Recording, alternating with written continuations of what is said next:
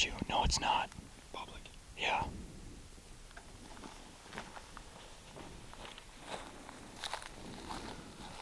Right on the side of that hill. Try to drive up farther. Sure. But not much.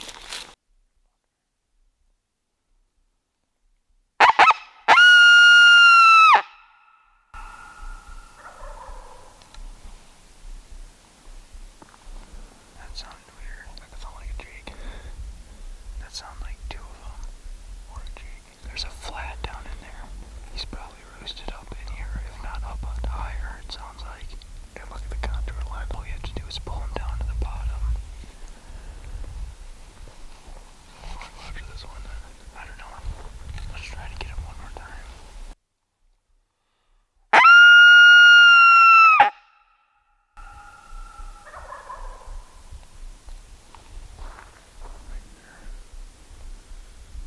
They're right in this bitch. Here, push the thing here a little bit.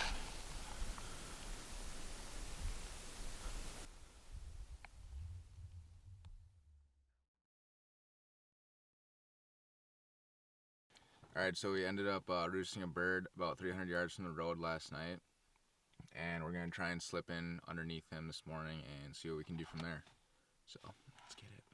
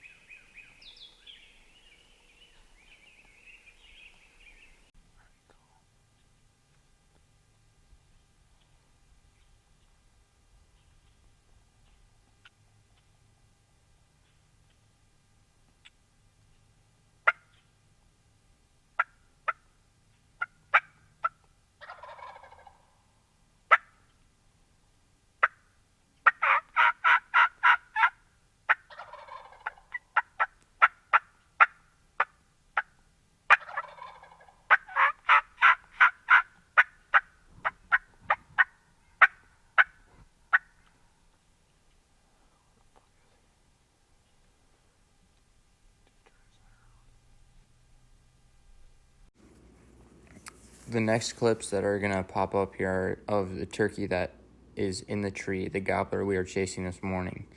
But what had actually happened was we were going after him, and we got close enough where he was about 60 yards, I'd say, over a little crest down in a ravine, and we could hear him the whole morning. And we just sat there, and all of a sudden he flew back up into the roost tree, which I had never seen before. So I don't know what happened, but we sat there for about 20 minutes while he was in the tree, and finally he flew down and worked off up into the field on top. I can see his head moving around right now.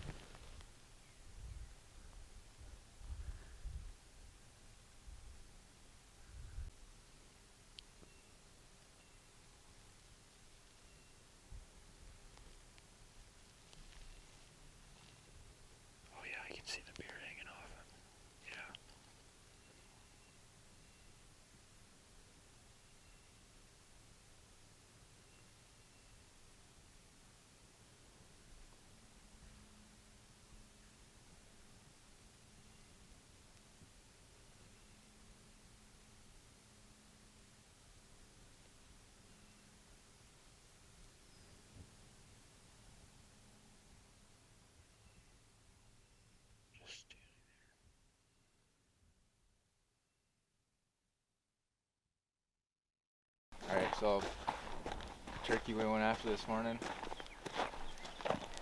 didn't gobble very much like we wanted to. Did we hear him pitch down? Yeah, we did. We heard him pitch down and made a move to get closer. So we crawled up on him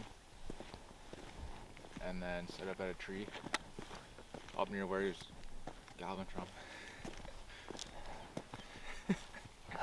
Anyways, for some reason, while we were calling to him, he flew back up into the trees. And we were calling and calling to him, and he was still gobbling up in the tree. And then wouldn't leave. And then after about, what'd you say, 20 minutes? Yeah. 20 minutes we were sitting there. Wouldn't leave the tree. Finally just flew down and headed towards the field that's up on top. So we went after him, tried to see if he was up in the field. Didn't see him at all. So my guess is, since we didn't have any decoys out, he didn't see a hen. Got a little skittish and then, yeah, disappeared. So, and now we're gonna go try and find some other birds, I guess. Call from the roadsides. I don't know where we're gonna go.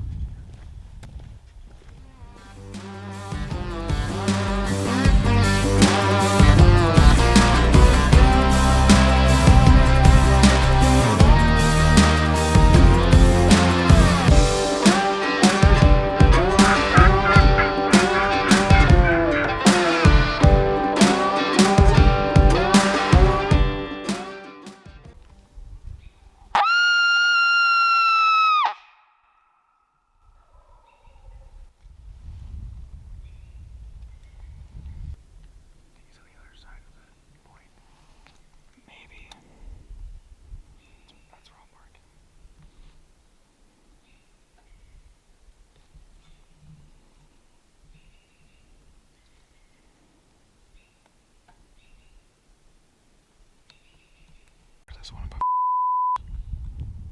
I can't tell which one it is. It's gotta be this one, right? They're like in that cut, you think? Yeah, he sounds like he's right on the tip though. Otherwise, this one does. And then the other one is like back in here, right? There he was. That was the back one. Yeah. So a bow in there, and then one. What is he over here? Yeah, he's probably in that ravine. He's probably just on the backside, to be honest. And right here. Yeah.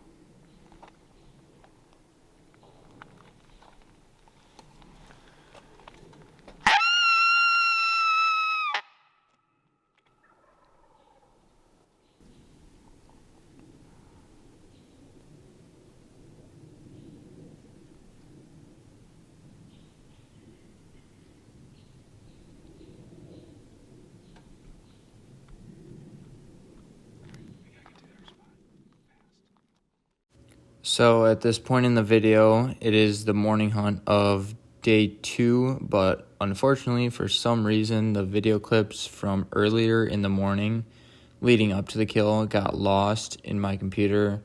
So I'm just going to have to try and explain to you guys what happened during the first part of this morning.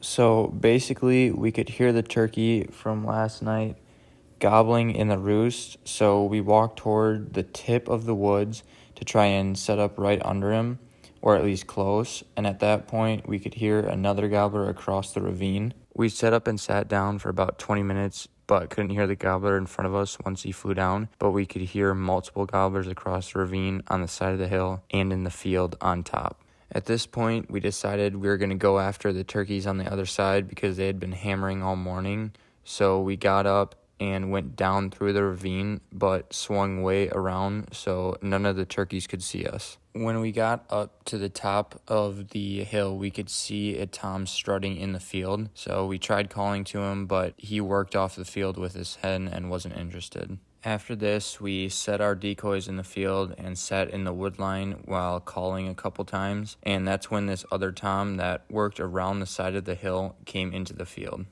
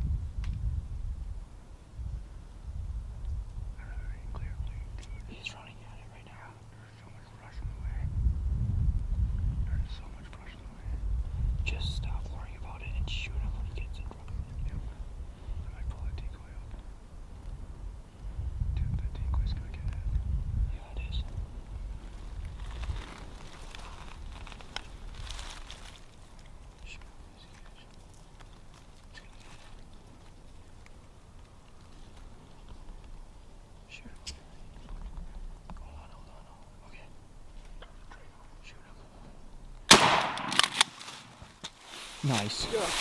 Oh my gosh. I just got it all on video. I just got him all on video. Oh my gosh. Oh. Oh. Oh my god, dude. He came running all the way from the other side of the field. Gobbling on the other side of that ridge. I told you that decoy setup worked, young. Oh my gosh. I told you that decoy setup worked.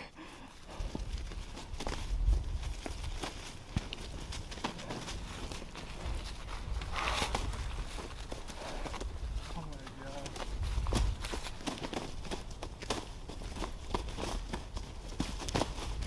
I didn't know what to say. That was my call.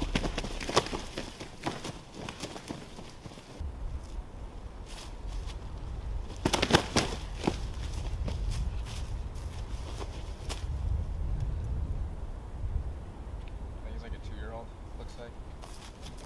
I don't know. And then we have the one starting up here. Who knows where that went? This might be him. Think so? I thought this one was the one gobbling down over there and it came up. It might have been, yeah. Holy crap.